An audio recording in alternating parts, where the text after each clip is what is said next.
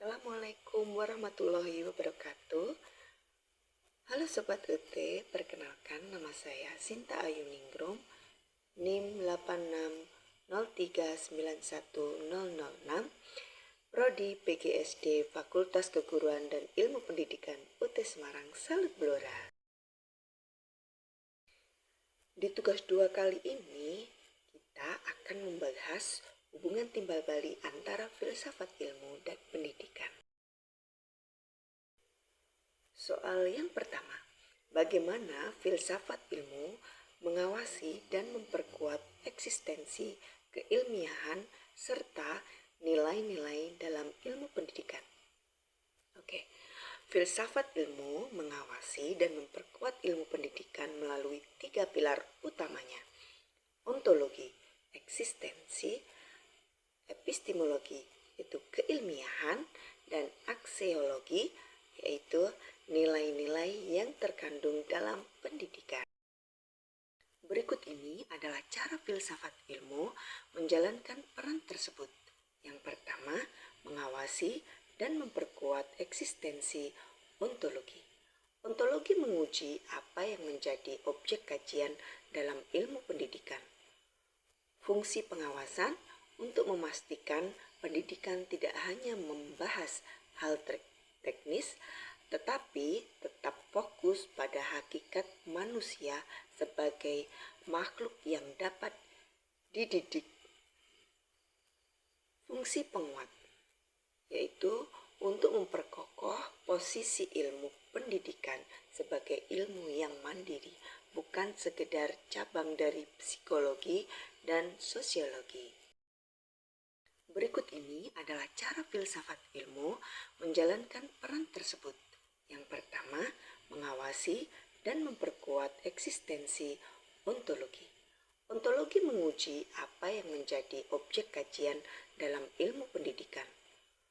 Fungsi pengawasan untuk memastikan pendidikan tidak hanya membahas hal teknis, tetapi tetap fokus pada hakikat manusia sebagai makhluk yang dapat dididik. Fungsi penguat, yaitu untuk memperkokoh posisi ilmu pendidikan sebagai ilmu yang mandiri, bukan sekedar cabang dari psikologi dan sosiologi. Yang ketiga, mengawasi dan memperkuat nilai-nilai atau aksiologi. Aksiologi menelaah tujuan membentuk ilmu pendidikan dan bagaimana ilmu tersebut digunakan. Fungsi pengawasannya untuk mencegah pendidikan sekedar menjadi alat industri atau indoktrinasi politik yang mengabaikan kemanusiaan. Fungsi penguatnya menyelaraskan proses belajar mengajar dengan nilai eksistensi, moral, dan membentuk karakter peserta didik. Dengan demikian, filsafat ilmu memastikan bahwa ilmu pendidikan tidak hanya benar secara ilmu, tetapi juga sangat bermakna dan juga bernilai. Soal yang kedua, bagaimana pendidikan yang bermakna dan bernilai turut memperkuat perkembangan filsafat ilmu? Oke, pendidikan yang bermakna dan bernilai memperkuat filsafat ilmu dengan menyediakan kerangka etis, daya kritis, dan relevansi sosial terhadap pencarian kebenaran ilmiah. Tanpa nilai dan makna, ilmu pengetahuan hanya menjadi alat teknis yang kering tanpa arah moral. Yang pertama, menanamkan fondasi aksiologi, etika, dan nilai. Arah moralnya untuk mencegah penyalahgunaan penemuan ilmiah untuk hal destruktif. Tanggung jawab, yaitu untuk memastikan riset berfokus pada kesejahteraan umat manusia. Untuk integritas akademiknya, membentuk penilaian yang jujur, dan menjauhi manipulasi data. Yang kedua, mempertajam aspek epistemologi, cara memperoleh ilmu. Berpikir kritisnya melatih pemikiran radikal, sistematis, dan universal khas filsafat. Untuk metodologi belajarnya, mengajarkan cara validasi kebenaran, bukan sekedar hafalan teori. Dan keterbukaan pikirannya untuk menumbuhkan sikap skeptis yang sehat untuk menguji teori lama.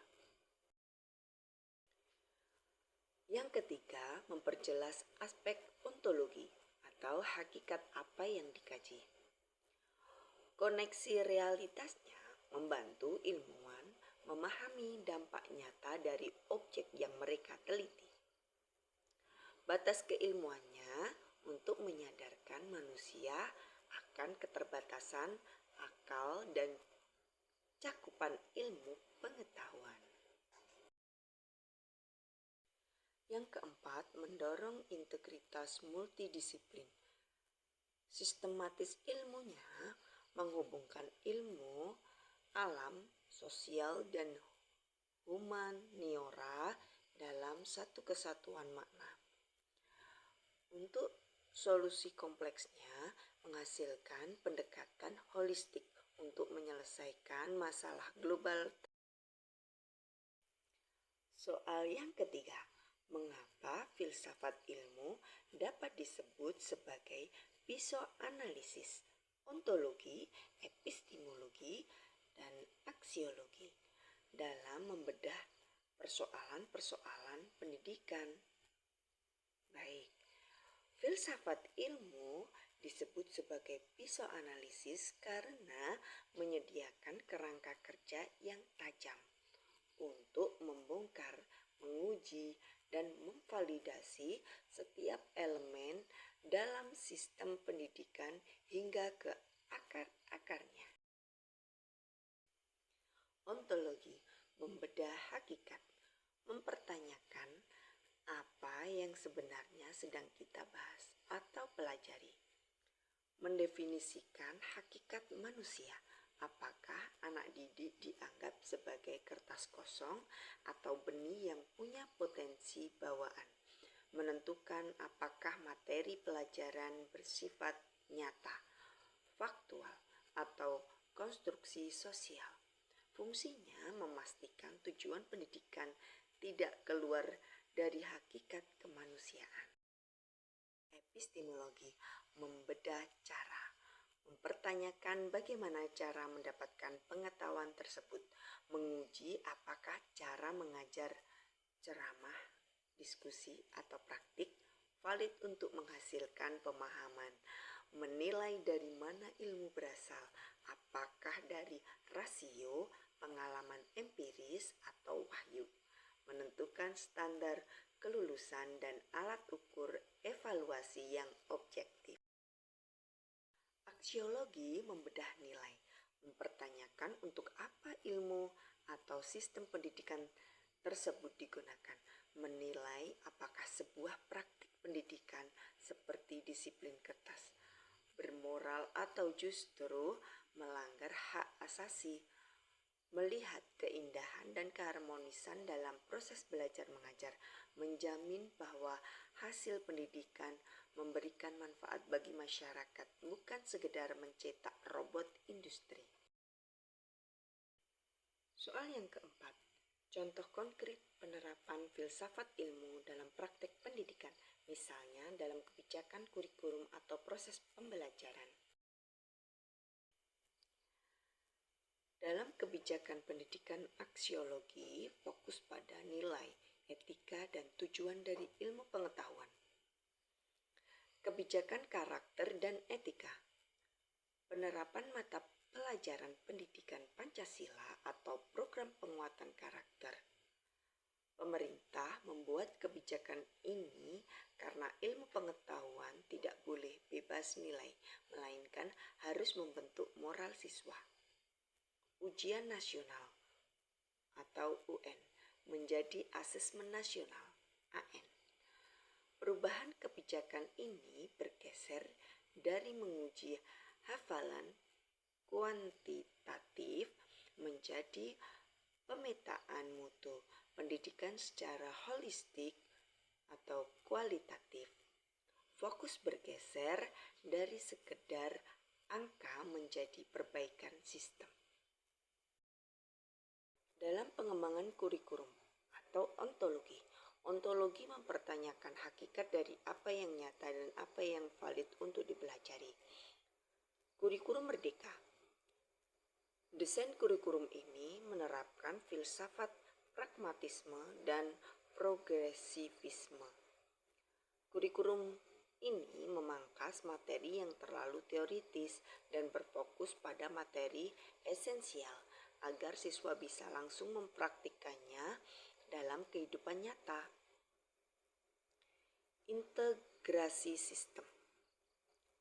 Kurikulum ini tidak lagi memisahkan ilmu secara kaku. Filsafat ilmu melihat bahwa realitas dunia nyata bersifat interdisipliner, sehingga siswa diajarkan memecahkan masalah dengan gabungan berbagai ilmu. Dalam proses pembelajaran atau epistemologi, epistemologi membahas bagaimana manusia mendapatkan pengetahuan dan kebenaran. PJBL, guru tidak lagi ceramah, metode behavioristik, tetapi menyuruh siswa meneliti masalah sampah di lingkungan sekolah. Ini menerapkan filsafat konstruktivisme di mana siswa membangun pengetahuannya sendiri lewat pengalaman langsung. Penerapan metode ilmiah di kelas. Siswa diajak merumuskan hipotesis, melakukan eksperimen di laboratorium, dan menarik kesimpulan. Ini adalah penerapan langsung dari epistemologi, empirisme, dan positivisme dalam ruang kelas. Sekian jawaban dari saya. Terima kasih sudah menonton video tugas 2 kali ini. Wassalamualaikum warahmatullahi wabarakatuh. Bye.